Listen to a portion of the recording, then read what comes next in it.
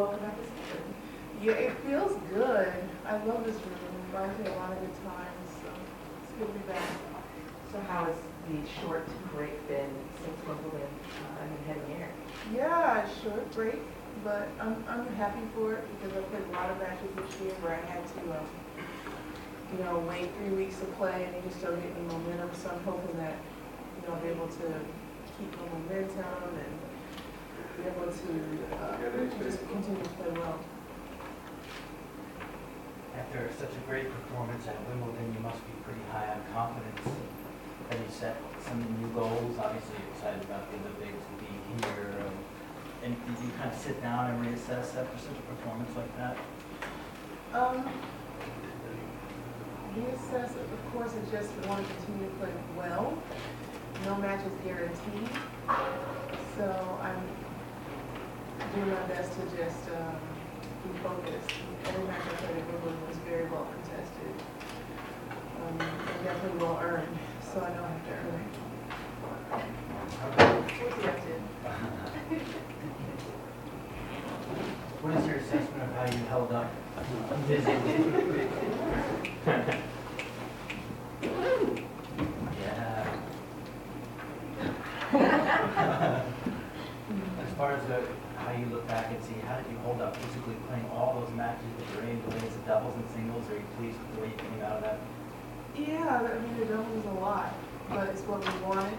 We're just thrilled to have been out there. We're thrilled to be hopefully able to play some more this year. And if we could play doubles every time, we would. But we had some tests, and I think I stood up pretty well too. How was the Champions Dinner? How different was that It whole was much experience? different, and Yeah. I think it was a great and much needed change. It was actually exciting. So I enjoyed it actually. Usually I never went to dinner unless I was a champion. So this is probably the second time. Of course I went because of Serena. And my family was there. And when you spend so much time on site, try to be where the rest of everybody else is. What was different about it? What was the much needed change? It just came up. It was glamorous. It was wonderful. It was exciting. It was everything that you would want from a champion's dinner. So I'm really happy to see Wimbledon continue to step it up in every single way. Venus, how was it for the Williams family that you were one match away from playing Serena Championship, and you guys won the doubles, and now you come here, a place you've been before, as a #1 seed. So how are you feeling overall? What's been going on? Yeah, it's been definitely fast-paced. I mean, talk about fast-paced, there hasn't been a moment, but I'm into it. It's a good problem. It's a good problem. It's nice to be actually out there playing and not watching on TV. So I enjoy that tremendously. You might get asked this every time you come back to the Bank of the West, but this is your first professional tournament. What do you remember about that first match in 1994? I remember being pretty nervous in the warm-up, but once I got past the first game or so, I was just really sorry. I don't know, not nervous anymore. I have no idea how I won the match. I had zero strategy, zero understanding of how to win a match, but I guess I was good enough. It's the only thing I can think of. I would love to see a replay of that, really. And then you got to find out a little bit more about the match with Sanchez-Vicario. What was that experience like, and what did you learn about yourself? Yeah, I always believed in myself. I always believed that I could win any match.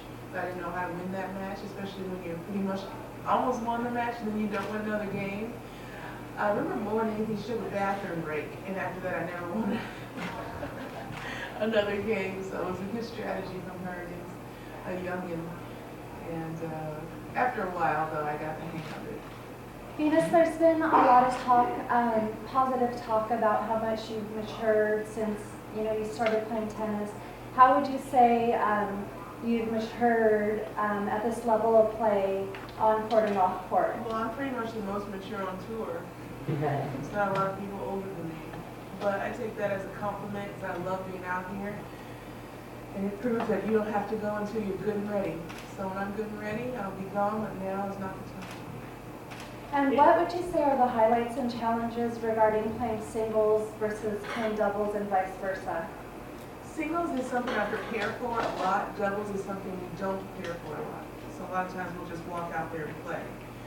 So the challenge is getting used to being on the doubles court because it's a different game. And it's very fast paced, it's exciting. I think it's extremely undervalued in tennis. And especially since most players do play doubles over singles, which is interesting. But I think I've gotten a lot more used to being on the doubles court in these last 3 tournaments that we've played. It's wonderful to feel comfortable because then you know you can help your partner, aka your sister, and not get her killed out there. So it's nice. So are strings around, are you guys practicing doubles still for Rio at all, or?